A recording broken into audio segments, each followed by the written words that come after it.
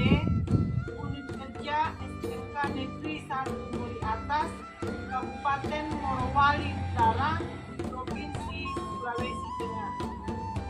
Mahasiswa PPG dalam jabatan Program Studi Bahasa Indonesia kategori 1 Angkatan 3 tahun 2023 pada Universitas Negeri Manado dengan NIM 23906640. Pada hari ini saya akan melaksanakan praktik mengajar untuk memenuhi tugas uji kinerja dengan materi mengembangkan pendapat melalui teks eksposisi pada kelas 10 perkantoran SMK Negeri 1 Muri Atas. Demikian perkenalan saya ucapkan terima.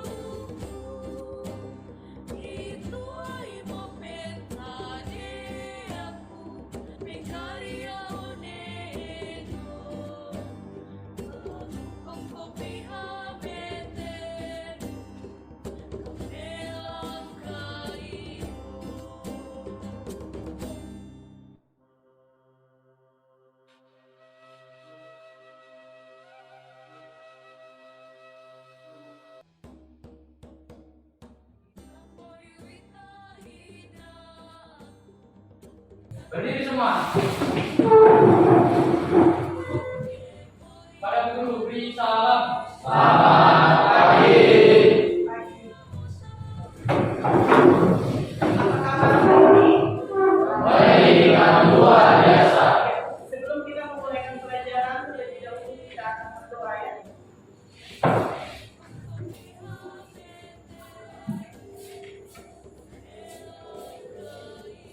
Teman-teman, sebelum kita mulai pelajaran kita, saya akan berdoa untuk tanaman dan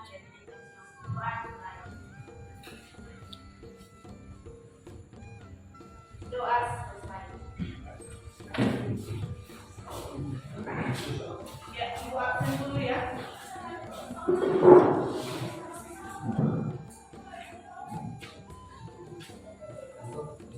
Ersin, ini, Angga, ini, Rena, Reza, Teddy, Hermawan, Joshua, Jovan, Andri, Abdisto, Nadi, Nuh, Jeki, Indri, Christine, Stephen, Fidel, Habibra. Ya, hadir semua ya. Ya. Pelajaran kita pada pagi hari ini adalah tentang teks eksposisi. Ya, tentang teks eksposisi. Sudah pernah dengar teks eksposisi? Ya, sudah ya. Ada yang bisa mendefinisikan apa itu teks eksposisi? Ya, silakan. Eksposisi adalah sebuah teks atau tulisan yang memuat tentang informasi maupun pengetahuan. Iya, teks yang memuat tentang informasi atau pengetahuan. Ada berapa struktur teks eksposisi? Ada yang tahu? Ada? Ya. Ada yang bisa sebutkan? Ada?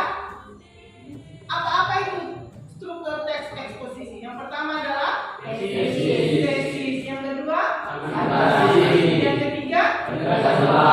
Iya. Profil pelajar Pancasila yang akan ibu nilai pada saat ini yang pertama adalah beriman dan bertakwa kepada Tuhan yang Maha Esa dan berakhlak mulia. Yang kedua, mandiri. Ya, jadi mandiri ini ibu bisa lihat dari cara kalian menyelesaikan pekerjaan atau tugas yang akan ibu bagikan melalui LKPD sebentar dengan penuh rasa tanggung jawab. Yang ketiga adalah bergotong royong. Ya, itu bisa dilihat dari cara kalian melakukan diskusi. Yang keempat adalah bernalar kritis. Yang mana itu bernalar kritis?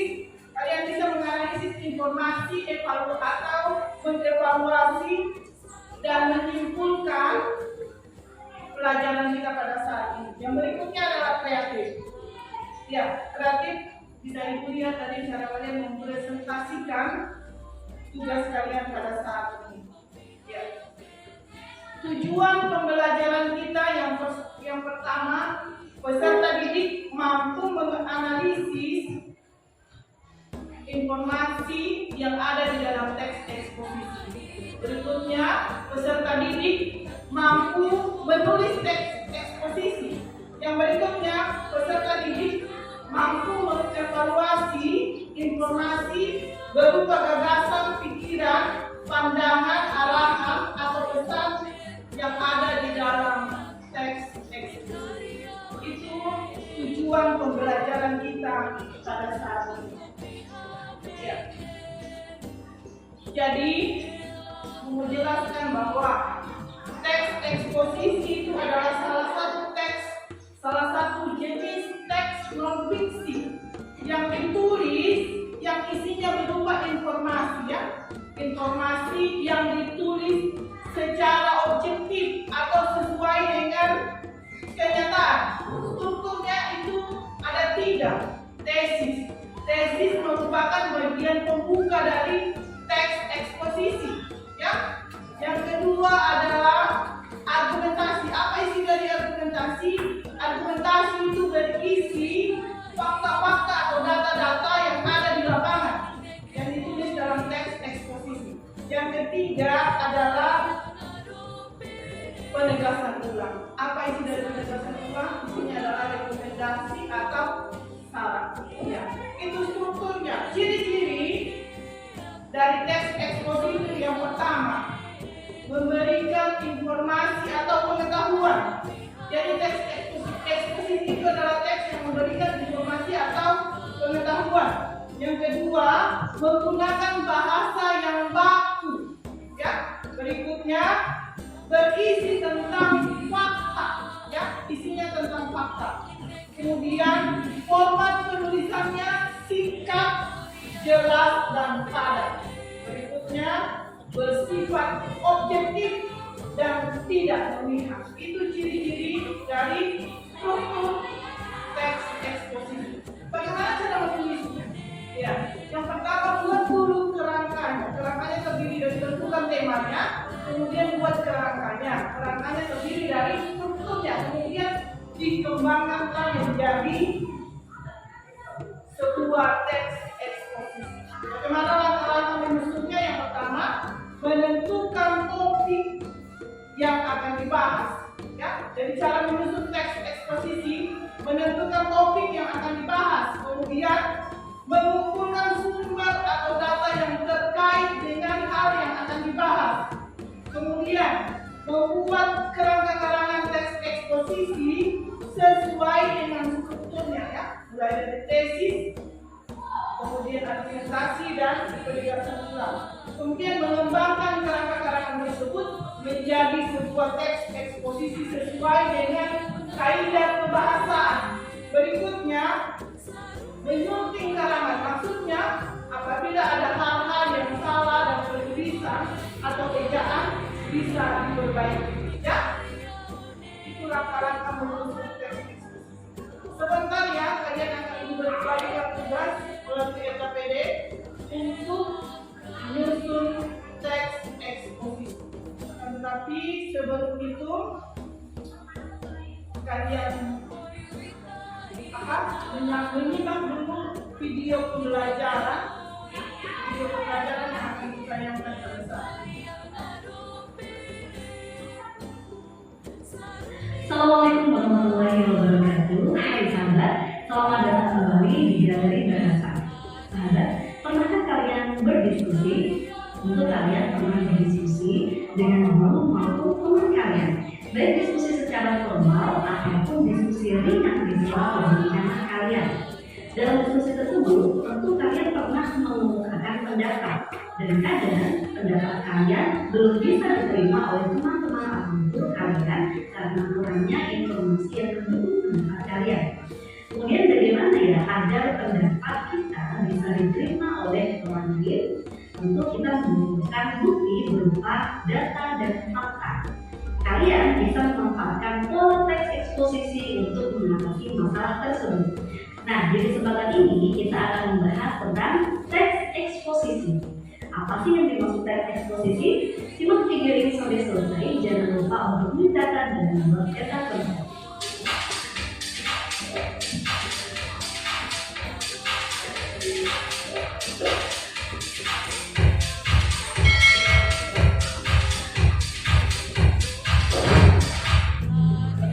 Teks eksposisi adalah teks yang berisi pandangan, gagasan, atau opini yang dilengkapi dengan argumen serta fakta pendukung untuk menguatkannya. Pernyataan tersebut sejalan dengan pendapat Priyanti yang mengungkapkan bahwa teks eksposisi adalah teks untuk meyakinkan pembaca terhadap opini atau gagasan penulisnya dengan sejumlah argumen pendukung. Kemudian bagaimana cara membedakan jenis teks eksposisi dengan jenis teks yang lain? Seperti pernyataan sebelumnya, teks eksposisi adalah opini atau gagasan yang diperkuat oleh argumen dan fakta. Maka ciri-ciri teks eksposisi antara lain, yang pertama bersifat objektif. Walaupun terdapat opini atau pendapat dalam teks eksposisi harus tetap bersifat objektif atau sesuai kenyataan. Oleh karena itu, dalam teks eksposisi tidak diperbolehkan menggunakan kata atau frasa yang bersifat menarik emosional pembaca sehingga tidak terkesan memihak kepada pihak manapun. Kemudian ciri yang kedua yaitu bersifat informatif. Itu artinya setelah membaca teks eksposisi, pembaca merasa mendapatkan informasi tambahan di teks tersebut. Kemudian ciri yang ketiga yaitu teks eksposisi selalu memuat fakta. Fakta sangat penting dalam teks eksposisi karena fakta inilah yang akan menguatkan pendapat atau opini penulis. Ciri yang keempat menggunakan bahasa baku dengan ragam parafilnya dan gaya bahasa yang lugas. Selain itu, tanda baca dan ejaan juga sangat diperhatikan dan ditulis berdasarkan pedoman ejaan bahasa Indonesia. Lalu apa tujuan teks eksposisi ditulis? Setiap tulisan pasti memiliki tujuan tertentu. Begitupun dengan penulisan teks eksposisi. Secara umum, tujuan dari teks eksposisi adalah untuk menjelaskan dan menyampaikan informasi yang memuat pengetahuan secara rinci dan terstruktur dengan dasar argumentasi yang kuat. Kemudian kita masuk ke struktur teks eksposisi. Teks eksposisi memiliki 3 struktur. Pertama, pernyataan pendapat, kedua, argumentasi, dan yang ketiga, penulisan ulang. Struktur pertama yaitu pernyataan pendapat atau tesis. Bagian ini berada di bagian awal teks yang berisi topik yang diangkat oleh penulis. Di bagian inilah pendapat atau opini penulis akan dimunculkan. Kemudian struktur yang kedua yaitu argumentasi. Setelah topik diangkat melalui opini, pada bagian selanjutnya ialah bagaimana opini tersebut didukung oleh argumentasi berdasarkan data dan fakta yang kuat serta sistematis. Semakin ilmiah data yang kita berikan, semakin kuat fakta yang kita tunjukkan, semakin baik pula tulisan teks eksposisi yang kita buat. Karena itu, bagian ini pada umumnya lebih dari 1 paragraf. Sebab selain data dan fakta, beberapa jenis teks eksposisi memberikan penyajian contoh beserta alasan. Kemudian struktur yang ketiga yaitu penegasan ulang. Bagian ini berada pada akhir paragraf sehingga disebut juga sebagai penutup atau kesimpulan. Tesis atau pernyataan pendapat disinggung lagi di bagian ini, tapi biasanya tidak secara langsung. Perhatikan teks eksposisi berikut dan coba analisis strukturnya.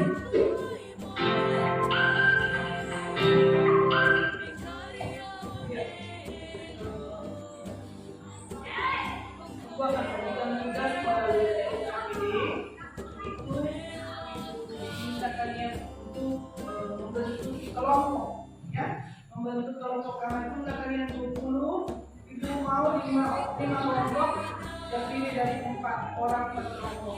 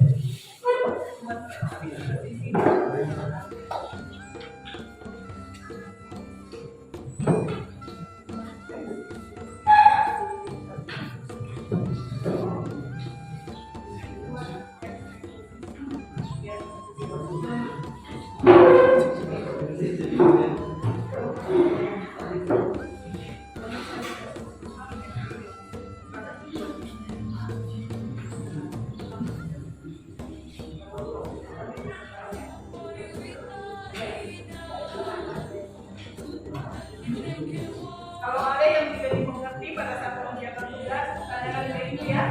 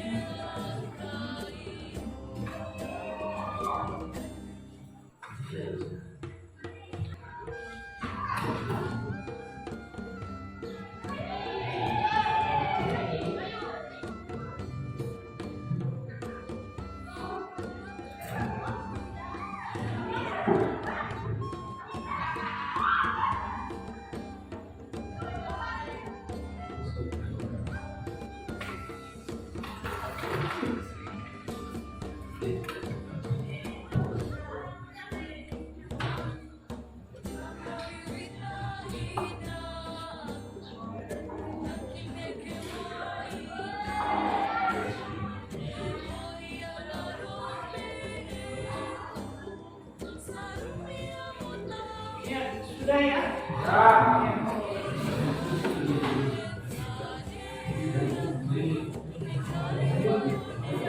Sekarang kalian akan mempresentasikan tugas yang telah kalian buat melalui KPD. Ya. Untuk itu pertama dimulai dari kelompok 1. Kelompok 1 disilakan.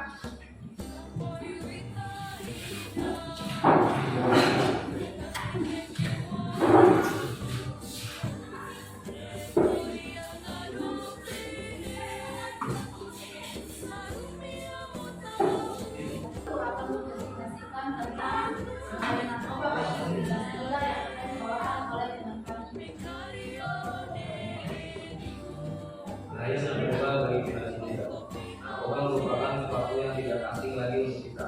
Narkoba adalah singkatan dari narkotika, psikotropika, dan obat terlarang. Sedangkan nafsa merupakan narkotika, psikotropika, dan zat aditif. Narkoba membuat penggunaannya menjadi tidak luas sehingga banyak orang yang tidak bisa lepas dari obat ini. Selain alasannya, masih banyak lagi hal yang disebabkan oleh narkoba sendiri. Narkoba sudah banyak meracuni masyarakat Indonesia, terutama di kalangan anak muda. Bukan hanya anak muda saja, bahkan anak-anak remaja, orang tua banyak menggunakan narkoba, hanya sekedar narkoba dan akhirnya menjadi ketagihan, bahkan sampai menjadi pengedar.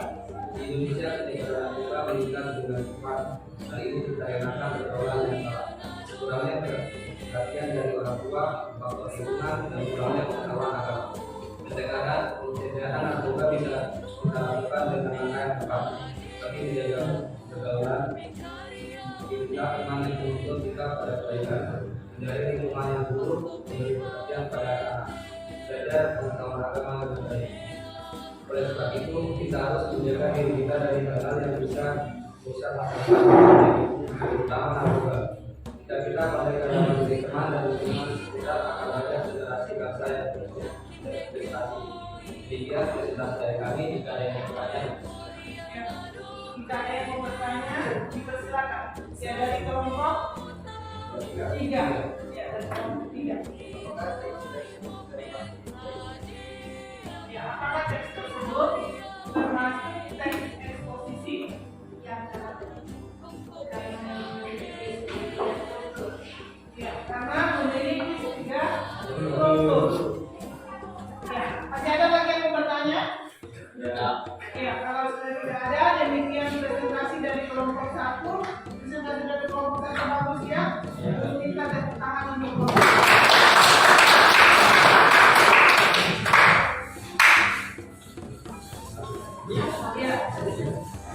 Ya, berikutnya kelompok 2.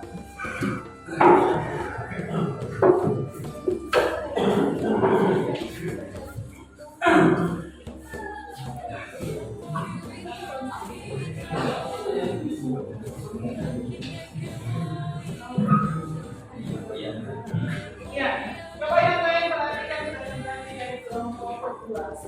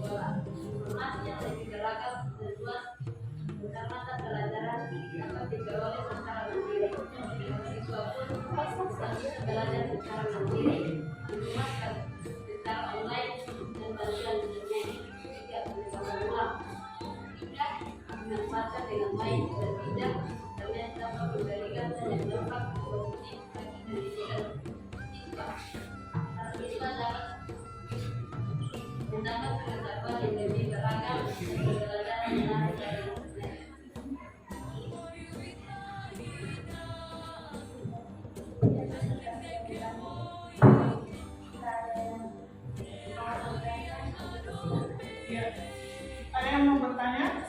Kelompok? Apa pertanyaannya? Bagian manakah dari teks tersebut yang menunjukkan tesis? Bagian manakah dari teks tersebut yang menunjukkan tesis? saya akan menjawab pertanyaan dari Yusuf. Ini internet dapat terlepas dari berbagai kegiatan yang dilakukan oleh setiap orang, termasuk para pelajar, dan dengan memberikan dampak yang besar dan nyata dalam dunia. Jika banyak dampak positif yang dirasakan oleh para siswa yang memanfaatkan internet sebagai salah satu sarana dan belajar. Demikian jawaban dari kelompok kedua. Bagaimana dengan kelompok yang bertanya tadi? Ya, sudah paham? Ya. Demikian presentasi dari kelompok kedua, sangat bagus ya. Untuk itu beri tepuk tangan untuk kelompok.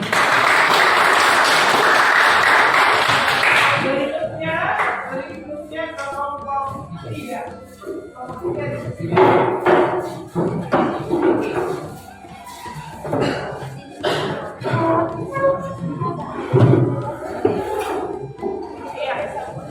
Kita simak presentasi dari kelompok tiga.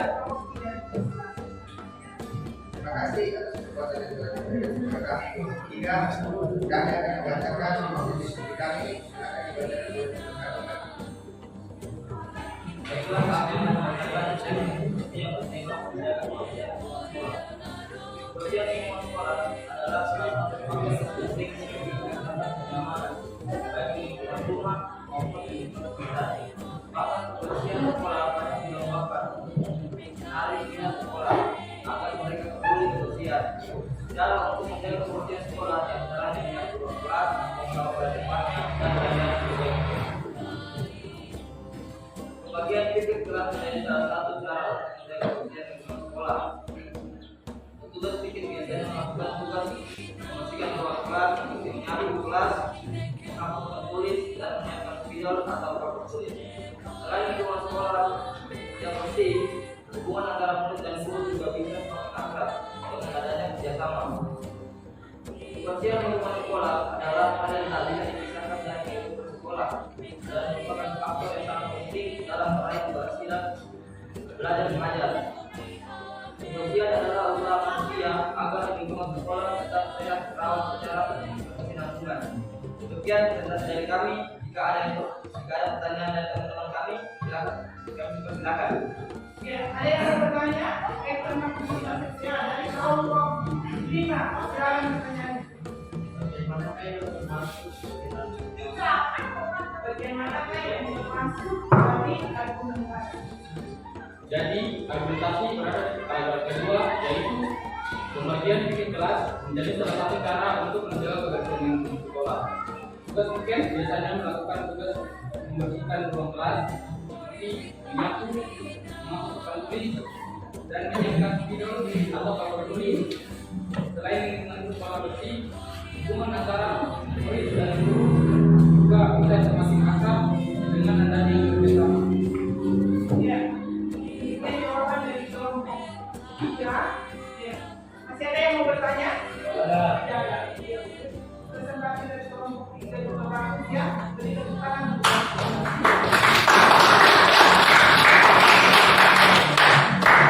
Berikutnya kelompok 4.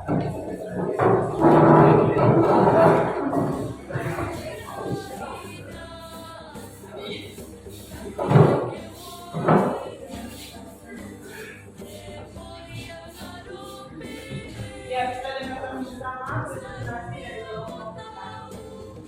Kami akan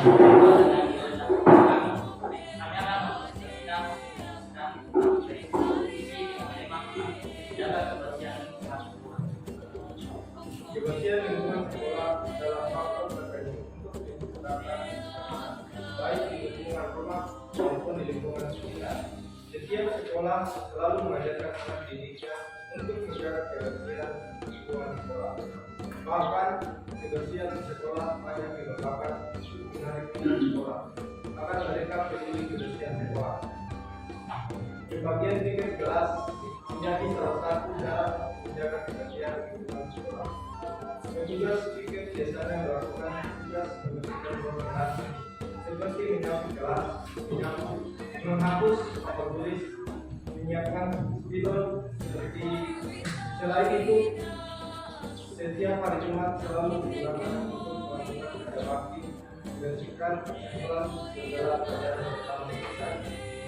banyak manfaat yang diperoleh dari kegiatan edukasi. Selain lingkungan sekolah tadi, hubungan murid dan guru juga semakin dengan adanya kebersihan lingkungan sekolah adalah hal yang tidak bisa dipisahkan dari kehidupan sekolah dan merupakan faktor yang sangat penting dalam meraih keberhasilan proses pembelajaran mengajar. Kebersihan lingkungan sekolah akan menjadi menjamin kebersihan dan kesehatan. Kebersihan tidak sama dengan kemewahan. Kebersihan adalah bersama manusia pada kebersihan sehat, berawat dan yang sesudah dan kami dari teman-teman ada yang ingin menanggapi yang mau bertanya, silakan. Ya, ada yang mau bertanya dari kelompok 1. Silakan. Bagian manakah dalam teks tersebut yang termasuk penegasan jelas? Di manakah dalam teks tersebut yang termasuk penegasan hukum? Bagian yang kita ulang mengarahkan dengan bawaannya itu. kebersihan lingkungan sekolah adalah hal yang tidak bisa dipisahkan dari kehidupan sekolah dan merupakan faktor yang sangat penting dalam meraih keberhasilan proses belajar mengajar. Kebersihan lingkungan sekolah akan lebih menjamin kebersihan seseorang dan masyarakat. Kebersihan tidak sama dengan kemewahan. Kebersihan adalah usaha manusia agar lingkungan sekolah tetap sehat, terawat dan bersih. Ya, demikian jawaban dari kelompok 4. Ya, masih ada yang mau bertanya? Tidak? Iya. Untuk itu, beri tepuk tangan untuk kelompok 4.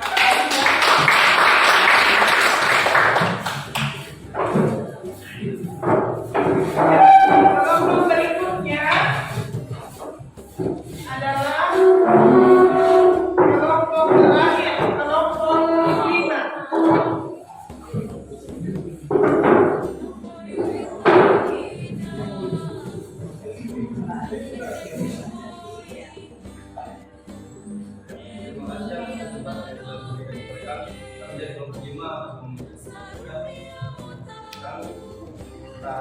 Pendidikan dan kebahagiaan.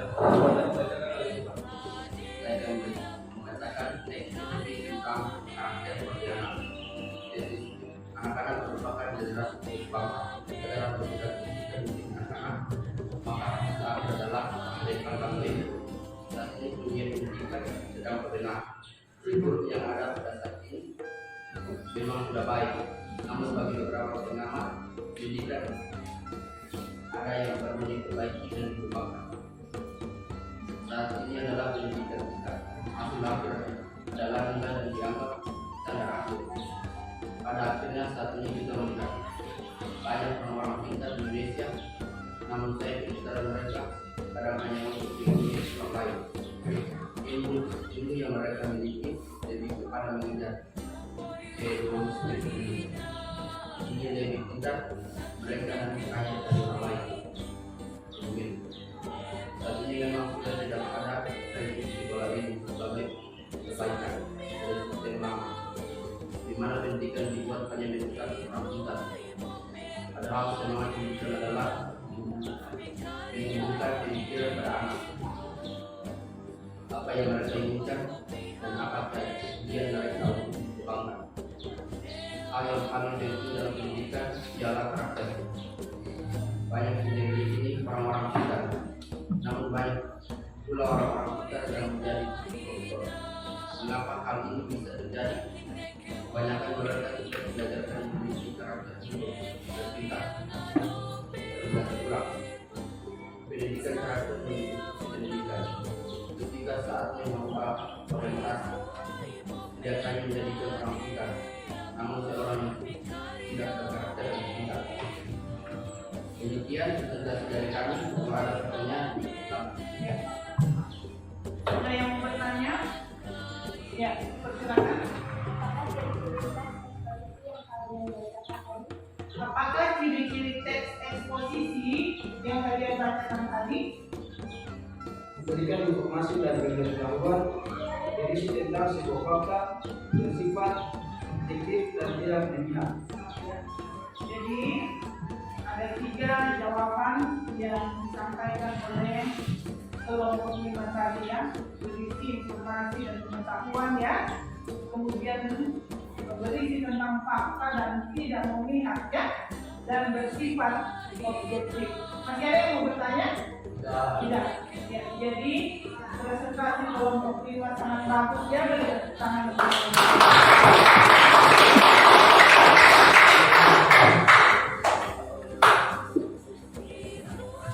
Ya, untuk kita kalian kembali ke sekolah ya.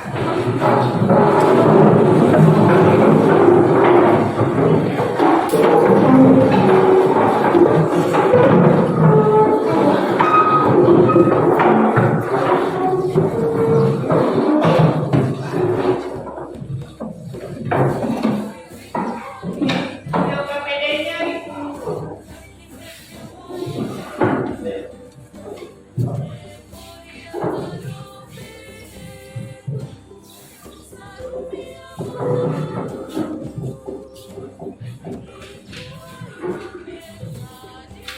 ya. Jadi selain penilaian itu melalui LKPD pada saat ini ya, itu akan memberi penilaian juga tentang cara kalian berdiskusi, cara kalian menyampaikan pendapat, dan cara kalian mempresentasikan hasil diskusi. Ya. Sekarang ibu mau tanya, bagaimana perasaan kalian setelah melakukan pelajaran hari ini? Mengapa kalian senang? Karena kami memperoleh pengetahuan tentang struktur teks. Iya, karena memperoleh pengetahuan tentang struktur teks eksposisi. Memahami ciri-ciri teks. Iya, memahami ciri-ciri teks eksposisi. Iya. Siapa yang bisa memberi kesimpulan tentang pelajaran hari ini? Iya, coba Yasmin. Teks eksposisi adalah teks yang tulisan membuat informasi maupun pengetahuan.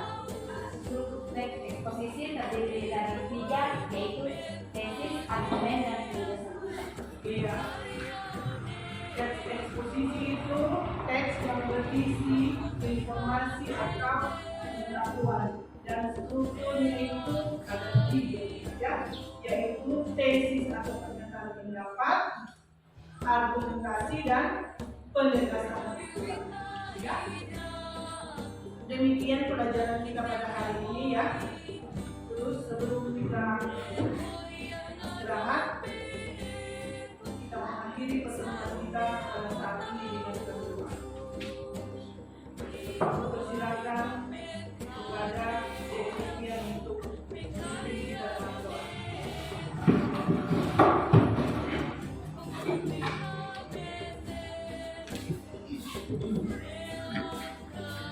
Baiklah teman-teman, sebelum kita berakhiri, mari kita berdoa menurut agama dan kita mulai.